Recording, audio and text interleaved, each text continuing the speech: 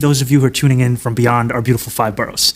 I think first and foremost, I want to say thank you for coming back to talk with the people. Now, today, as you know, there's a lot on our minds. The thing that comes right to the front of it for me is empathy and solidarity with Haitian and Syrian New Yorkers. We saw today the Supreme Court make a decision that is putting so many people's lives in jeopardy. And I just came back from a rally with 1199 as I stood alongside a number of Haitian New Yorkers who are concerned about what this means for their status in our city. And frankly, this city, the one that we love, is one that has been built by so many from so many different parts of the world. And that includes our Haitian brothers and sisters, our Syrian brothers and sisters. And we stand here ready to be in solidarity with all of those who are concerned by today's decision. And beyond just language of solidarity, actions of solidarity. Now, what that means when it comes to our city is if you are worried about what this means for your status, if you're worried about what this means for your family, I would encourage you to call our Mayor's Office of Immigrant Affairs hotline. And you can do so at 1-800-354-0365. Again, that's 1-800-354-0365. Now, many of you know this is a city of 8.5 million people. More than 3 million of us were born elsewhere. I'm one of them. We're a city that's proud of our immigrant heritage.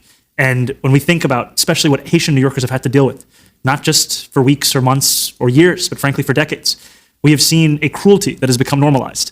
And to have people who frankly taught the world about freedom have their own freedom be put in jeopardy by the actions of a Supreme Court and a federal administration, it is not only cruel, it's something that we will not ever accept. And so we stand here as New Yorkers proud of standing in solidarity and proud to do everything that we can to keep people in their homes and to keep people together.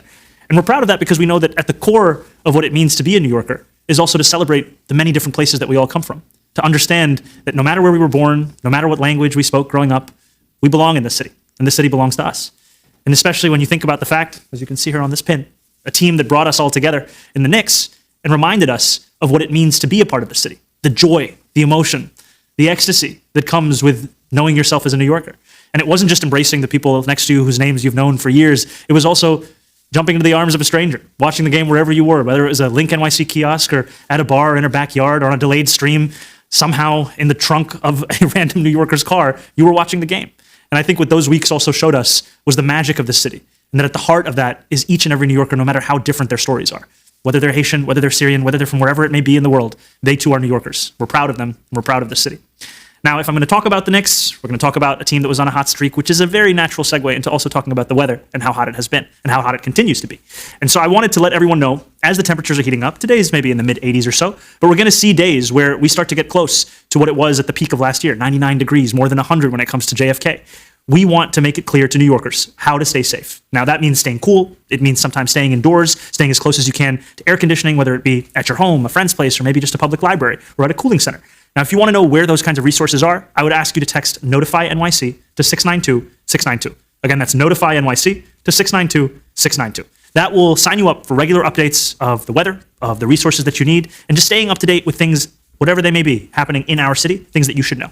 Now, we know that of the 8.5 million people who call this city home, when we're talking about the heat, it really does apply, not just all of us, but even especially to the 1.4 million New Yorkers who work outdoors. Recently, earlier this week, I stood alongside a number of New Yorkers, including John Mosquera, who is one of those very workers, loads cargo onto planes and was doing so at an airport here in our city when he lost consciousness as a result of the heat. Because we measure the temperature as we know it maybe in Central Park, sometimes on the tarmac, but when you're in that cargo hold, it's even hotter. And he lost his consciousness, he started to see spots, and then just 10 minutes after he passed out, he had to get right back to work.